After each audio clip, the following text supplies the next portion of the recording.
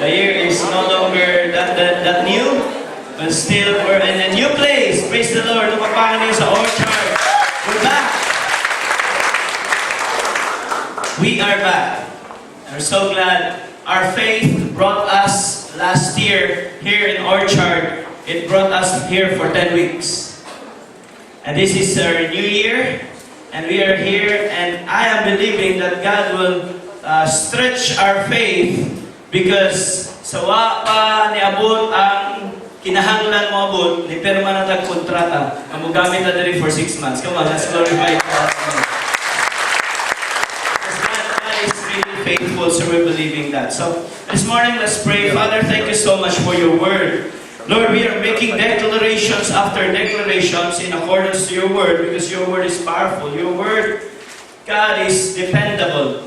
And your promises always come true. And you have always promised us good things in your word. You have always said that we are the head and not the tail. We are above only and not beneath. That we are the lender, not the borrower. You have said in your word that you're going to bless us. And so we're here, even for everyone that came here this morning with burdens, with problems, loaded with difficulties and challenges. God, would you remove that yoke and replace that with the yoke of Christ? Because your yoke is always easy and your burden is light. So this morning, would you just inspire us, comfort us, encourage us? Because that is what we really need. Thank you, Jesus, as your kingdom come upon this place, upon each and every heart, as your kingdom takes place, the root gets rooted in our lives.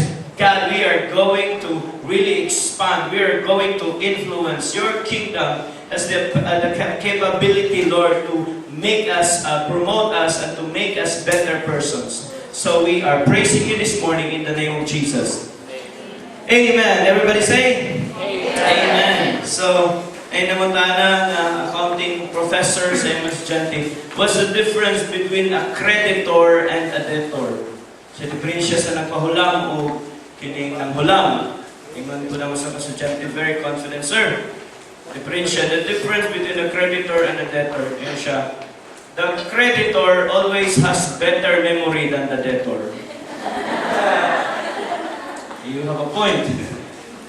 Sa kanak, namutana sa iyong amahan. Dad, sa diferensya, what's the difference between confident and confidential? So may nakadiferensya. Yun po lang iyong amahan. Nak, simple lang kayo na. You are my son. I am confident of that.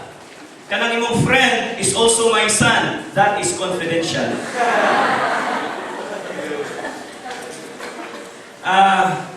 What's the difference between 2012 and 2013? 2012 was breakthrough. 2013, we are going to experience explosion. Come on, ikaw mo ito pa, explosion! Uy, mura magway pagka-explode. Hilisig na promotion. Ignayin siya nga, mas daghan panalangin. Ngumapot sa mong kinapit. Come on, you minister to one another. Isigay mo tapat. Igna siya, mas masabtan pag hindi mo magwapo ka. Magwapa ka. Ora na yun ang kinahanglan kapag tasig itong kinahanglan. 2013, I believe it's our year of explosion. And I believe this with all of my heart as is reflected in the heart of Jesus. Yes, Jesus, I will build my church. And the gates of hell will not prevail against it. Explosion is a matter of choice. I'm doing a recap because this is going to be a series. The giant has fallen. Explosion is a matter of choice. Quality of life is a matter of choice. It's either you believe it or you don't. The Word of God in Deuteronomy chapter 30, it says, now listen, today I am giving you, say with me, choice. It is a choice between life and death, between prosperity and disaster. Your explosion this year, your quality of life is a matter of choice. And preceding verses, Ananiya, wala na ko kisuwat. But the Bible said, it says there, that you can make this choice by loving the Lord, obeying Him, and committing to Him. Because when we draw near to God, our lives are gonna get promoted. Our lives are going to get better. But if we're drawing near to the world, our lives are going to get bitter. And so there's a huge difference. It is a matter of choice. Ikaw ra mong pili. The Sunday we started our series that we call The Giant Has Fallen. The story goes in 1 Samuel 17, wherein David triumphed over the Philistine with a sling and a stone kontra ni si Goliath. Usala ka lang buyog, ug bato, igo sa agtang ni Goliath, and the giant fell. The giant has fallen. Say with me, the giant has fallen. And so without a sword in his hand, he struck down the Philistine and killed him. And David ran and stood over him. Ikuha niya ang espada ni Goliath and he drew it from his sheath and he killed him. He cut off his head with a sword. Ug sa diyan ang mga kontra, mga kagrupo ni Goliath nakakita, when the Philistines saw that their hero was dead, ingon sila, tumba gani among the best. Kami na hinoon. And so they turned and ran. And something exploded. Ang mga katawan sa Ginoo were before in bondage, in fear. They are threatened by the enemy. Threatened sila sa mga bills. Threatened sila sa sitwasyon, sa sirkumstansya. Daghantag mga kalisang. Daghantag mga kaguol. Daghantag mga kabalaka. Daghantag mga sitwasyon na may hagit nato. And in the past years, as perhaps an individual, siguro nagtrabaho, siguro sa imong pamilya, siguro sa imong relationship, siguro with your studies, you have been struggling in many ways. And you have been hearing Goliath crying out, mocking you, insulting you, di ni mo na kaya. Lisod ka na nahitabo sa imong pamilya, di ni mo na kaya. But then again, and even in the scripture, the Lord has always proven that He will always come out as the victor. And when you identify yourself with Christ, you will come out as the victor. And so here, natumba si Goliath. The giant has fallen. Nasabta na to na siya. The giant has fallen and something happened. The men of Israel and Judah, they surged forward with a shout and they pursued the enemies. They did something. Ni-explode sila. Nakalit lang sila kadasig. That is the main motivation for this series. And God wants you to know that the giant has fallen. It is a matter of choice. It is a matter of aligning your thinking with God's thinking. And you will see later the Word of God. The giant has fallen. See, David, he's the type of Christ, while Goliath is the type of Satan. We read this, 1 Corinthians 15, verse 57. Thanks be to God, He gives us the victory through our Lord Jesus Christ.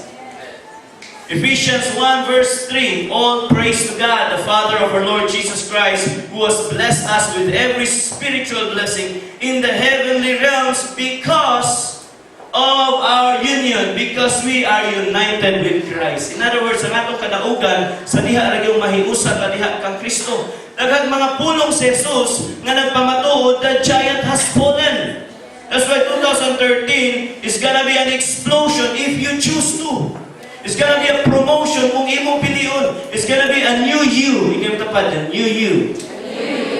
It's gonna be a better you. It's gonna be God invading your life, and kung imo siyang tugutan, you are going to be transformed by the renewing of your mind, and you will experience the victory that God promised us. The giant has fallen. Jesus said so himself in 1 John chapter 3. Ingon diha, the Son of God came to destroy the works of the devil. He came to destroy. Wala ningon na He is coming to destroy. He already came.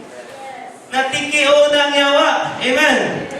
We already won. And He has made us, the preceding verse, ang ibasa nato, before this verse, nakita nato na we have victory through Christ. And in Luke, the Great Commission, we are so confident na daog na ta, si Jesus Christ mismo ningon, I saw Satan fall like lightning. Fall from heaven like lightning. Those were Jesus' words. And so eventually He was saying, I have given you authority over the power of the enemy. All the power of the enemy. Wa siya yung some power of the enemy. It says there, I have given you authority over all the power of the enemy. And you can walk among snakes. You can walk among challenges. You can walk among dangerous situations. You can walk through your financial trouble. You can walk through your emotional burdens. You can walk through your family situation. God promised you that. Jesus already saw Satan falling like lightning from heaven. And so, even in Matthew, Mark chapter 16, the Great Commission, you shall go into the world, preach the good news to everyone. Anyone who believes and is baptized will be saved, but anyone who refuses to believe will be condemned. And next verse, this is the promise na pakita na victors ka.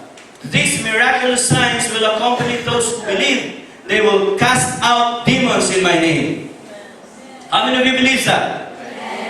If you are going to cast out demons in Jesus' name, who's greater, the demon or you?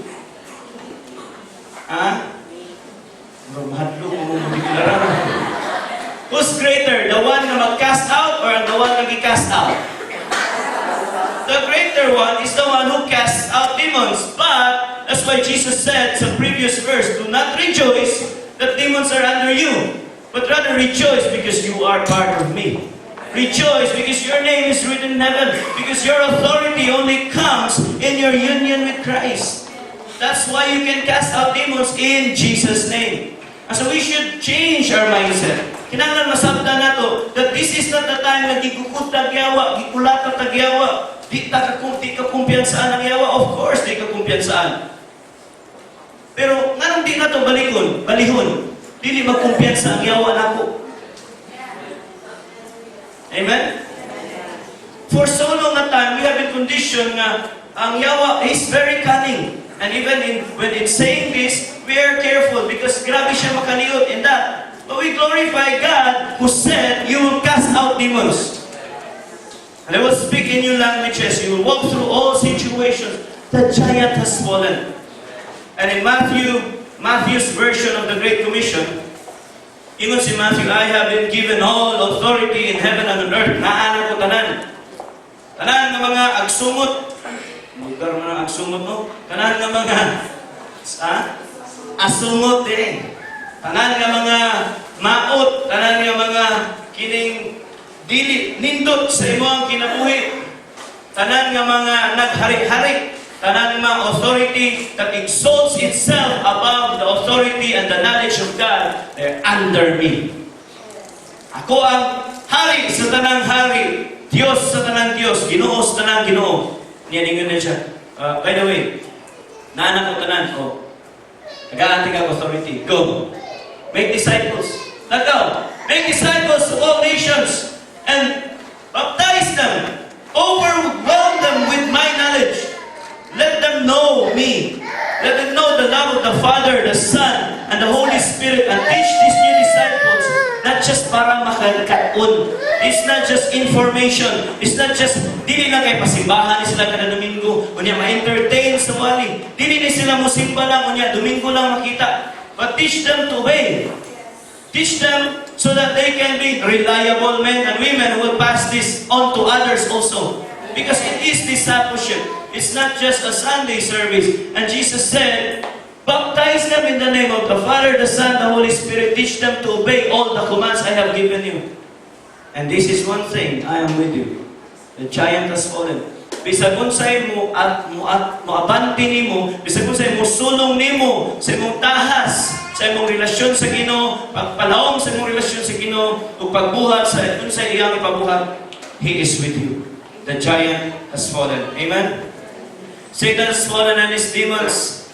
They're seeing the demons seeing that their hero was dead, they turned around. Tagan sila. And us, this morning, we need to explode. There is an explosive manner na dapat natong kinabuhion. And so, in continuing our series, The Giant Has Fallen, the giant has fallen. When the Philistines saw that their hero was dead, they turned and ran. Kita, sama sa mga Israelites, we should imitate them. We should imitate their response. Kasi dihang nakita nila, we have seen Satan fell from heaven like lightning. We have seen, si Jesus mismo nagsulti, I have given you power over all the authority, the powers of the devil. We have seen that sa mga bersikulo nga akong gibasa. It's time to be confident. It's time to say, 2012, nahumanan na to. 2013, here I come with the power of God. Amen. Come on, let's clap our hands to the Lord. But the first step is, as we search forward, ato na siyang i-break down. For explosion to take place, we need to search forward. Searching forward, as I have said in last week, it is to rise suddenly to an excessive or abnormal value. Joshua, our text this morning is going to be from Joshua chapter 1. In Joshua, it is a season, it is a story of a new beginning. Say with me, new beginning. It is as well a story of surging forward to a new chapter. Kung familiar ka, we have read this in our devotions. Now we are in 2 Samuel. So medyo taod-taod na, nabasa natin on Joshua. But if we are to review, if we are to read the context, this is a new chapter for the people of God. It's very similar to our season right now. Bagong tuig, bagong chapter sa kinabuhi. We have a choice. Whether we search forward to the new things or magpabilin ta sa 2012. And so, Joshua and the people of God realizes this. They knew the importance of moving on. They knew the importance of really preparing themselves. They knew the importance of moving to a new chapter. Moving as a troop, they need to move forward because ang ilang context, gikapoy na sila. 40 years, tuyok-tuyok sila in the wilderness. But, lahi-lahi pong storya. Ang uban ay version, ang uban sa ila, kontento na sila sa wilderness. Ang uban sila, nagtukod ng balay sa ilahang emotional struggle. They have learned to live with that struggle. They have learned to somehow contend and survive with the financial pressure. Nahimo na lang nila nga pasiyaw nga, saan naman yun ni, awa man tagasalig sa sweldo, nagsalig man ta sa Bombay. They have learned to live with that. Nakabantay ba mga maestra? No, kasagaran na siya mga problema sa mga maestra. Wala nagsalig ang sweldo. Nagsalig sa pautang. Unya, nailahang mga credit cards, ilahang mga ATM, dili na sila yung nagunit. Kung ikaw na, kayo it's time to search forward. Let's not live there. That's not our path. Di na mo itawag sa Ginoo sa matag sa sadwa. So many have lived and has been convenient with living a lifestyle of sin sa pagpakasala. In fact, they have lived there. Of course, na ang guilt. Of course, na ang conviction. But then, time and time again, nagkahinay ang tingog sa conviction. And they have learned to contend with it. They have learned to put up a smile. But they always know that something is really not good in their lives. And they want to change. And God will always give us opportunities to change. And that's why this is a new chapter. 2013, it is a new chapter sa tuwang mga kinabuhi. Joshua chapter 1, verse 1. After the death of Moses, the Lord's servant, the Lord spoke to Joshua, son of Nun, Moses' assistant. He said, Moses, my servant, is dead. Therefore, the time has come for you to lead these people, the Israelites, across the Jordan River in the land I am giving you. In other words, for us to search forward, number one, we need to move on. Move on. God saw the situation of the Israelites. They were on a stalemate. Patay ng ilahang leader. And some of them perhaps are thinking, diri na lang me. The 2.5 tribe, the tribe of Ephraim, Manasseh, and the half tribe of something, Reuben. Okay, naguna ko. Nagtama nila, na-conquer na nila ang east side sa Jordan. Ang the rest of them, wapa sila luna. Through their leadership of Moses, na-conquer na nila ilang territory. But the other tribes, okay, the 9.5, they have to cross the Jordan. Now, maybe nakita sa Ginoo ang ilang sitwasyon. Ang uban siguro sa ilaha, unsa na may mahitabo. And they are not certain about their future. They're not certain asa sila padulong. Some of you are thinking, New Year na sad. Unsa na po kayo nagpaabot sa akuan ini. That kind of mindset, as I have shared, has to change. Dili dapat maghunaw ng taon sa kayo nagpaabot sa ako sa 2030. Because the scripture of God, the word of God said, prosperity, life, death, curses, it's a matter of choice. So we should be able to say, 2013, because the giant has fallen, here I come. I'm gonna move on. Whatever things na nagpanghitabo in the past, you have to move on. Sometimes, nindot, ang uban sa tuwa, nindot kayo ang experience na to sa 2012. Di man ka-breakthrough. You know what? Dili igo, nga mo breakthrough lang ka. You need to move on. Amen. In a war, when an army tries to conquer an island, pinaagi sa dagat, conquer sila sa territory, itawag na og establishing the beachhead. Grabe ka, 45, gwardyado na ang beachfront. Diha ang mga garrison sa kontra. Diha nakaplastar ang ilahang machine gun and all these things. And so, lisod kay pagsunod. And so, the moment you break through, buta sa mood, napildi mo ang mga fortifications sa kontra tungod sa tabang na naka-conquer yung ka, and you don't say, okay, na-conquer na namong beachhead. Diha nakataman.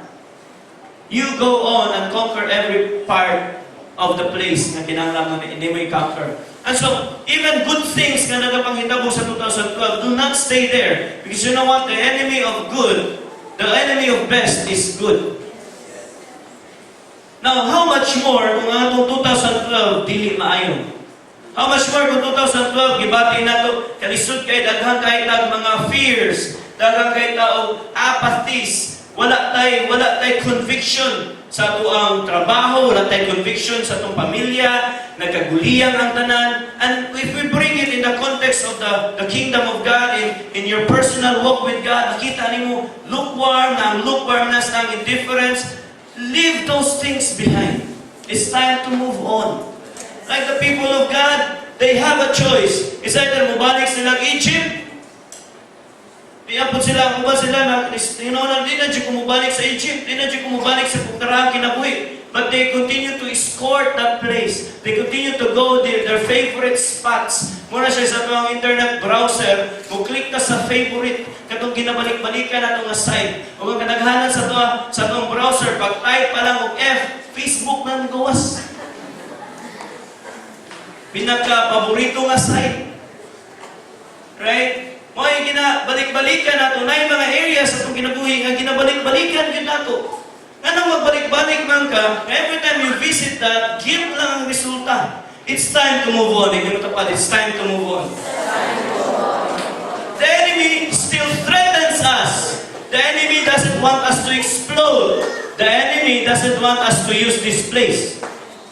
That's why we have been bombarded with financial pressures. But it's time to move on. Our faith is gonna be greater than our fears. Mas dako ang atong tingog kaysa kang Goliath. Si Goliath mo siya wa kay kwarta. Ang atong tingog, na ako'y Diyos. Mas dako ang atong tingog, amen?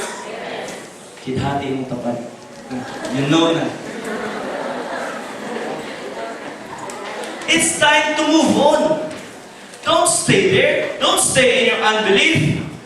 In our devotion this morning, Jesus was not able to perform miracles in His birthplace tungod kay una-una nila, si Jesus, anak pa ni Jose o ni Maria. Unsa ra man siya? They were offended. They were because of familiarity. As they didn't believe Him. And the scripture said, He wasn't able to perform many miracles except sa mga ginagmay ng mga milagro. It is our unbelief that is preventing us from going to the promised land. It is our pride that is preventing us from conquering our promised land. We need to move on. We need to leave those familiar places behind. Joshua was so much inspired. He was so much comforted and encouraged by the Word of God. Siguro ang iyang mga kauban, they were putting up alibis. Joshua, saan naman ito? Patay naman si Moses. Di na lang tawabante. Kung sa man, ato na lang bahin-bahinon ng na-conquer nato at sa tuwan niyang tribe ronda, ato na lang ng bahin-bahinon gabi. Kung sa kawalay, tulog ka pamilya. Ang butang ng tagkurtina. Taog na. Kung sa man, yun na lalaki. Mga ito, masong ka dito niya. Wala si Moses. Musong ka dito niya, aon sa matag direction. It's a new chapter, hadlukin, narabay mga higanti dito. Kung sa may itong buhaton. What are you going to do if you are the leader? What are you going to do in that situation? Thinking that, in taon, pag-compute mo sa mga finances, December 2013, ika-agoy mo, igo, ang iyang due date, January 24 na. Ay, naaraw ba ko ibaryo nun da? Sa first quarter? Sabi ni, Lord, pwede pa-atras ang buwan? Pwede ma-atras ang November? Pwede time extension? Inga na move on. Better things prepare. And para naging madasig si Joshua to move on, inga na puno sa Ginoo, wherever you set your foot, you will be on, wherever you set foot, you will be on land. Okay, sakto na siya. Wherever you set foot, you will be on land I have given you. Grabe nga mga pagdasig. And yun siya from the land of, from Egypt to wilderness in the south, naghimo siya, nag-boundary na Ginoo. Gina-challenge niya si Joshua, move on. Nako'y giandam. Siguro ang pag-istorya ang Ginoo sa imo, pero ako gusto ko move on ba? Hinga naman, kabalo ko, ang Ginoo na ay nakita ng mga dagkong butang na explosion sa 2013. Ang man sa to, huwag pa lang tanya istoryahin diritso. Kaya kung istoryahan ka niya diritso, di pa mo ta kapaabot. Di nga ta gustong musukol. Ano bitaw sa sige taghandom sa langit? O mag-atubang tag mga problema, may tanong, Lord, kunin mo na lang ako. Baka na lang ko, Lord. Yung naginutiara ka, gamiton ta ka. Amen. And so, but here, somehow, God gave Joshua a glimpse of the future. Ingon siya, kung asa matama kitong tiil, imo na. And then ingon siya, no one will be able to stand against you as long as you live. For I will be with you, as I was with Moses. I will not fail you or abandon you. Ako nakita niya, Joshua, inusinti kayo, Lord, ako na? Matuko? Leader ko? Conquer ko, Lord? Move on ko? Ay, ninduta ko na. Niya, tagaan niya siya sa Ginoo, no one will be able to stand against you as long as you live. Ay, nindut kayo paminahon. Then na-realize niya, pasabot na, dahil ko'y kontra. Ay, kira na ini.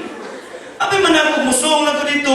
Kunya, pagkakita sa mga kontra, pagkakita sa mga taga-Jordan sa ila, hananapot na sila.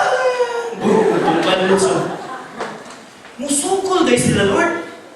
Pero nagkano, yes, musukol. Pero kabalaka, no one will be able to stand against you as long as you live. Are you getting the promise of God? Ay, kung ibig nagpaguli ninyo, tanawan mo ang mga bills, may ka nga, uy, sino na?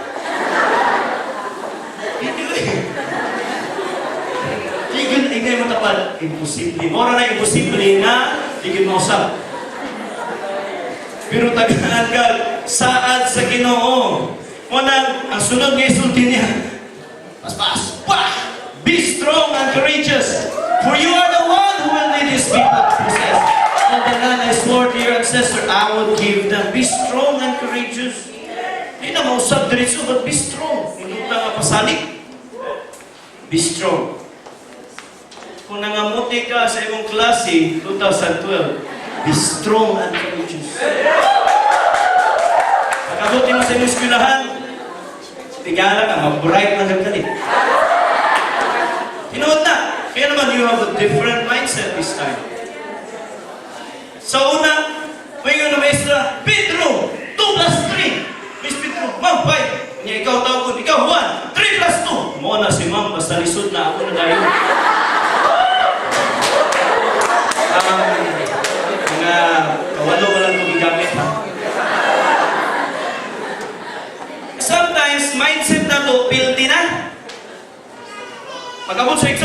Mao na gini